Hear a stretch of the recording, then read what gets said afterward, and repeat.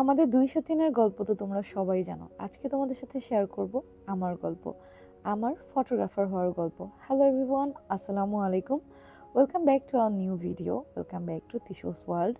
সবাই প্লিজ আমার চ্যানেলটা সাবস্ক্রাইব করবা, আর ভিডিওটা ভালো লাগলে অবশ্যই লাইক কমেন্ট শেয়ার করে আমার পাশে থাকবা। তোমরা সবাই আমাকে অনেক ভালোবাসো, তো প্রতিনিয়ত মতো এইবারও কিন্তু আমাকে অনেক ভালোবাসা দিও।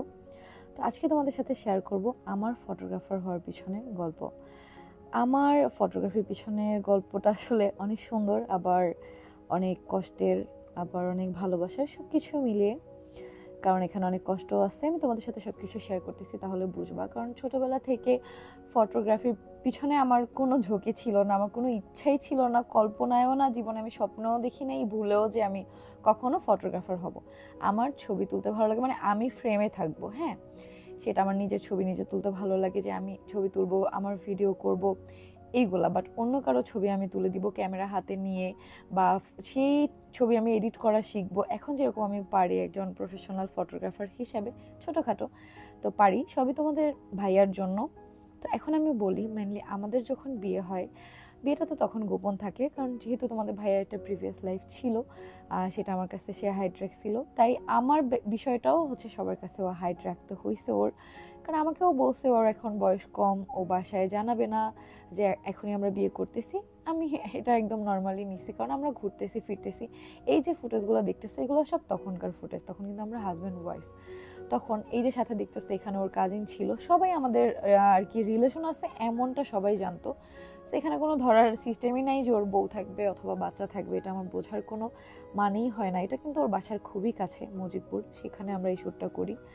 আর ফটোগ্রাফি শেখানো ওর যেটা ইচ্ছে হয়। আমাদের বিয়ের 3 মাস পরে হচ্ছে তোমাদের ভাইয়া অফিস নেয় আরএস টাওয়ারে, সেটা কিন্তু আমাদের বিয়ের একদম 3 মাস পর।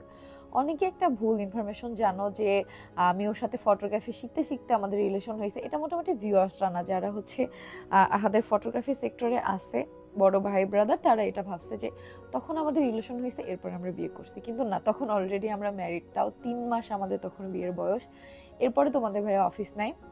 তো অফিস নেওয়ার আগে হচ্ছে ও আমার সাথে রেগুলার মিট করতে পারতো, আমরা ঘুরতে যেতে পারতাম হাজব্যান্ড ওয়াইফ হিসেবে। আমরা রিলেশনে থাকাকালীন, আমি রিলেশনে কি বলতে গেলে আমাদের পরিচয়ের কয়েকদিনের মধ্যেও আমাকে বিয়ে করে ফেলে। তখন আমরা তেমন ঘোরাফেরাও করি নাই, বাইরেই আমি বের হইতাম না, কারণ আমার আম্মু খুবই কড়া, আমাকে বাসার বাইরে বের হইতে দিত না, খুবই কম বের হইতাম।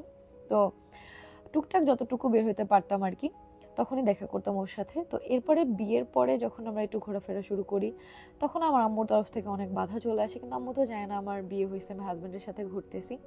তো এরপরে যখন হচ্ছে 3 মাস পরে তোমাদের ভাই অফিস নেয়, তখন ও অফিসের জন্য ব্যস্ত হয়ে যায়, আমাদের এই বের হওয়াটা কম হয়ে যায়।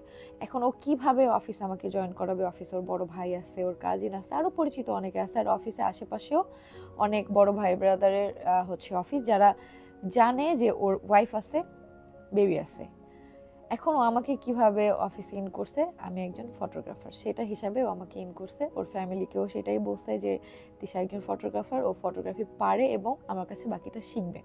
একজন ফিমেল ফটোগ্রাফার খুবই দরকার সাভারে, এটা সত্য। কারণ সাভারে হচ্ছে যখন আমি শিখছি তখন আরেকটা মেয়ে ছিল, আর আমরা দুইজনই ফটোগ্রাফি করতাম তখন সাভারে। এখনো মোটামুটি, আর মনে হয় না আছে। আমি তো এখন তাও ইভেন্টে যাই না।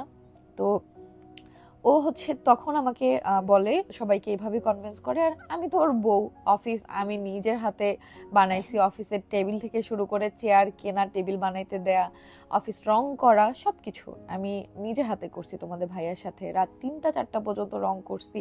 আমার বাসায় প্রবলেমও হয়েছে, আমার বাসায় জানাই দিছি বিয়ে করছি, দেন আমার বাসা থেকে তোমাদের ভাইয়া আমাকে নিয়ে আসে আলাদা, আমরা সাবলেট বাসা নেই, কারণ আম্মু তো এগুলো কখনো আমাকে অ্যালাউ করবে না। তো তখন আমি জানাই দিই, এক পর্যায়ে আমার ফ্যামিলির সাথে খারাপ সম্পর্ক হয়ে যায়, যার জন্য হচ্ছে আমরা আলাদা বাসায় থাকি, আমি আর তোমাদের ভাইয়া। তো ও কিন্তু আমার সাথেই থাকতো, মাঝে মাঝে বাসায় যেয়ে থাকতো, কারণ আমাকে বলতো যে, কারণ ওর আব্বু আম্মু যেহেতু জানে না যে ও আমাকে বিয়ে করছে, সেক্ষেত্রে ওর বাসায় যেয়ে থাকতে হবে। তো আমি এটা মেনে নিতাম যে হ্যাঁ, এটা তো ঠিক। তো এই যে ফুটেজটা দেখতেছো, এটাও কিন্তু একটা নাটকের শ্যুট ছিল। তখন আমরা হচ্ছে সেই শ্যুটে আমি হচ্ছে ফটোগ্রাফি করছি, তোমাদের ভাইয়া দেখো ভিডিও করতেছিল। এই গানটাও মেবি মনে হয় আপলোড হয়েছে, হ্যাঁ এটা আপলোড হয়েছে। তো তখনও আশেপাশে এই যে ওরা সবাই জানতো আমাদের হয়তো বা রিলেশন, কিন্তু একটা মানুষও কখনো আমাকে বলে নাই যে ভাইয়ার তো বউ আছে, বাচ্চা আছে। যাই হোক, সেগুলো আমি বাদ দিব, পুরোনো কথায় না যাই।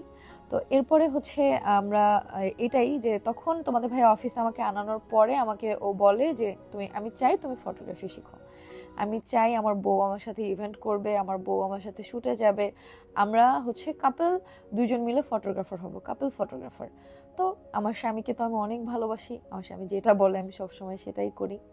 তো ওর কথা মতো আমি ওর সাথে ফটোগ্রাফি শিখি, দেন বিভিন্ন ইভেন্টে যাই ওর সাথে।